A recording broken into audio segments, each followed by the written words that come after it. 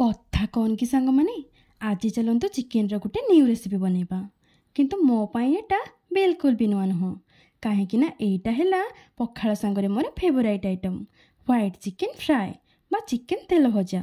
तो मुझे प्रथम चिकेन को छोट छोट करी काटी परिष्कार करी धोई नहीं आउ एबे बसिला आम घर आइंस कला कड़े आउ पकईदेली दरकार अनुसार किसी सोरिष तेल एबे पड़ा पियाज सांगे किसी कंचा लंका आउ पियाज को हल्का 2 मिनट भाजी सारा पर पड़ा सब छोट छोट काटी चिकेन आउ स्वाद अनुजाई लुण एबे ताकू ओल्टेई पलटेई सल्टेई घोड़नी घोड़े देवा सीझापी।